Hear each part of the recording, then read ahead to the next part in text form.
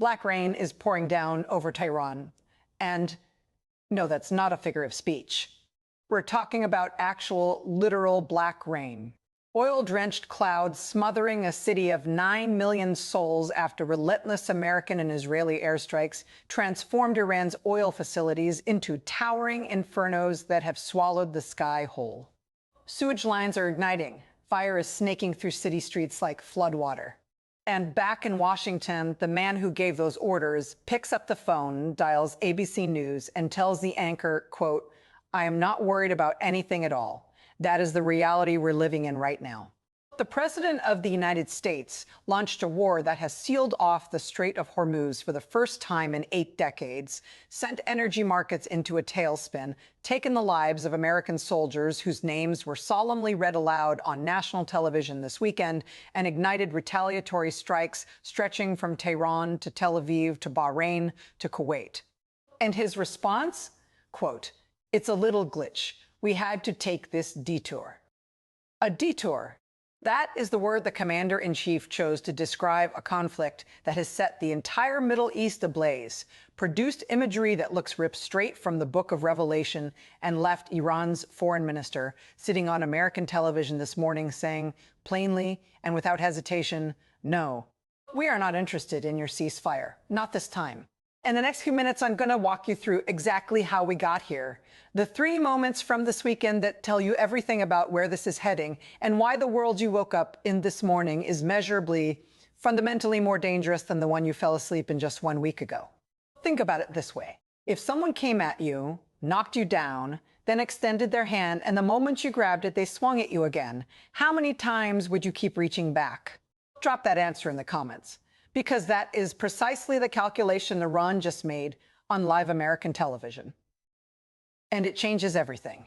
Let's rewind, because the sheer velocity of this conflict has buried the sequence of events that actually matter. The United States and Israel began striking Iran. First military targets, then oil infrastructure, then, according to independent investigations by Reuters, CNN, and the New York Times, an elementary school in southern Iran that killed more than 170 people, including dozens of children. Iran accepted a ceasefire the first time. They pulled back. They called it self-defense, and when the attack stopped, they stopped too. Then it started again. More strikes. Hospitals, refineries, freshwater desalination plants, the infrastructure that literally sustains human life in a region where purified water matters more strategically than crude oil. And this time, Iran looked at the pattern, looked at the ceasefire it had honored, looked at what came after that ceasefire, and made a different call. This time, Iran said no. That single word is now rewriting the entire arc of this conflict, because Washington's entire game plan was constructed on one core assumption: that Iran would eventually buckle, that the pressure would become unbearable, that the regime would fracture. Instead, Iran is striking back. Ballistic missiles, Shahed drones, cluster munitions falling on Tel Aviv and surrounding areas. Retaliatory strikes on Bahrain's desalination plants, deliberately mirroring what was done to them, and the United States has no visible path to the exit. So let me give you the 3 receipts from this weekend. 3 moments, 3 windows into a machine that is running without brakes. Donald Trump calls Mary Bruce at ABC News. She asks him the most fundamental questions any wartime president should be able to answer without hesitation. Are you concerned about the threat to Americans on home soil? Are you worried about terrorist retaliation from Iran? Are you worried about the economic fallout, rising gas prices, the squeeze on working families? His answer, verbatim, "I am not worried about anything at all. I think it's fine. It's a little glitch. We had to take this detour." I knew exactly what was going to happen with the detour. A detour, an unauthorized war in which American soldiers have already returned home, draped in flags, a Middle East burning from one end to the other, a Strait of Hormuz gone dark, and the president calls it a detour. Then, in that same call, he says everything is on the table, including ground forces, including reports of special operations troops being dispatched into Iran to seize enriched uranium. And then comes perhaps the single most revealing line of the entire conversation. Trump says that if Iran selects its next supreme leader without personally consulting him, quote, the new one won't last long. He wants to personally approve the supreme leader of the sovereign nation of 90 million people. That is not strategy. That is delusion dressed in a power suit. Trump then deploys Graham onto the Sunday morning shows, and what follows is arguably the most disturbing piece of television produced during this entire conflict. Graham appears on camera wearing a hat reading Free Cuba and another reading Make Iran Great. And he proceeds to deliver what can only be described as a wartime infomercial. Quote, we are marching through the world. We are cleaning out the bad guys. Iran is going down, and Cuba is next. Let that actually sink in. A sitting United States senator on national television during an active shooting war that has already killed American service members is already pitching the next war before this one is anywhere close to finish. He calls Trump the greatest commander-in-chief in history. He says, just wait until you see what happens in the next 2 weeks. We are going to blow the hell out of these people. Then he pivots to America's Arab allies, nations whose infrastructure is being shredded in this crossfire, and tells them, if you want a treaty with the United States, you need to get in this fight. That is not diplomacy. That is extortion with a merchandise table. And the fact that Graham sells Trump on expanding wars by handing him branded hats tells you everything you need to know about who is actually steering strategy here. The answer is nobody. The third moment is quieter, but it might be the most telling of all. During the dignified transfer at Dover Air Force Base this weekend, where the remains of 6 American service members were brought home, Donald Trump attended the ceremony wearing his $55 campaign hat, the same hat he is actively selling on his website, at a dignified transfer for soldiers who died in his war. Fox News broadcast the ceremony, except they didn't broadcast that ceremony. They aired footage from a previous dignified transfer from Trump's first term, one where he was not wearing a campaign hat. They were caught.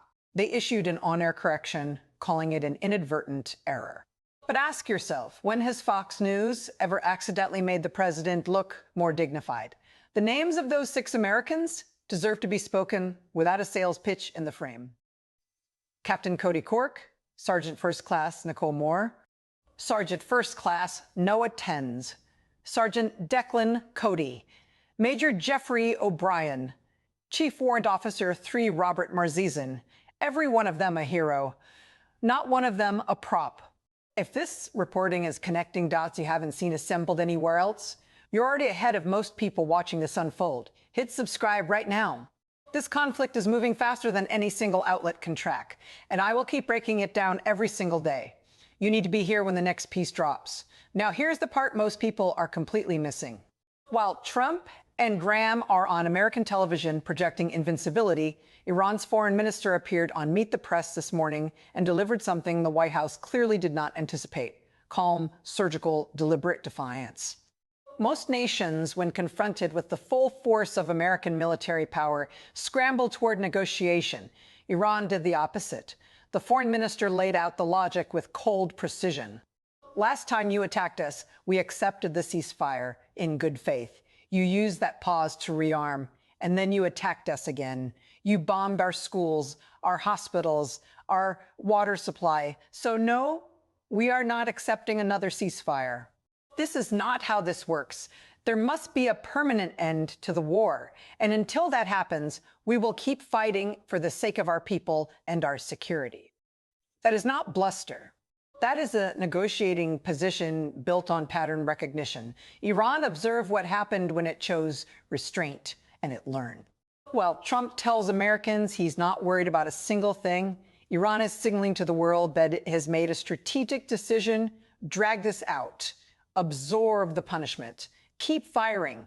Make this war so punishingly costly and so exhaustingly prolonged that the pressure eventually reverses direction and lands back on Washington. The evidence suggests it's already working. The Strait of Hormuz, through which roughly 20% of the world's oil supply flows, is effectively closed. Kuwait's petroleum chief says tanker traffic has fallen to nearly zero for the first time in 80 years. Iraqi oil output has collapsed by 60%. Qatar has halted liquefied natural gas production entirely. Iran struck Kuwait's social security building. Iran hit Bahrain's desalination infrastructure, explicitly mirroring what was done to them. And the UAE, despite senior Israeli officials publicly claiming Abu Dhabi was actively participating in strikes on Iran, issued a furious denial, calling those Israeli statements damaging to bilateral relations and insisting the Emiratis are operating in a strictly defensive posture. You don't defeat a superpower by matching its firepower. You make the war expensive enough that the superpower's own citizens start asking why. So what does this actually mean for you personally? If you fill up your car, you are about to feel this. If you buy groceries, you are about to feel this. If you hold a retirement account, you are about to feel this. Analysts are projecting that food, energy, airlines, transportation, and insurance components of both CPI and PPI will take significant hits, potentially pushing headline consumer price inflation above 4% by April or May. The Hormuz shutdown alone is sufficient to throw energy markets into sustained disorder. And once supply chains reroute, once companies restructure logistics around new shipping corridors and new energy suppliers, those changes do not simply unwind because a ceasefire gets signed 6 months later. The economic damage embeds itself. The jobs follow the new routes. They don't come back on the old ones. So where does this go from here? There are 3 realistic paths. None of them are clean. Back-channel pressure from Gulf states, European partners, and American business interests can compel a genuine ceasefire, not just another pause. Both sides claim victory. Trump calls it the greatest deal ever negotiated. Iran tells its people they held the line. Hormuz reopens. Markets stabilize, but the structural damage remains. The Gulf states that watch their desalination plants and oil infrastructure burn will never trust this security architecture the same way again. The off-ramp exists, but the road behind it is already scorched.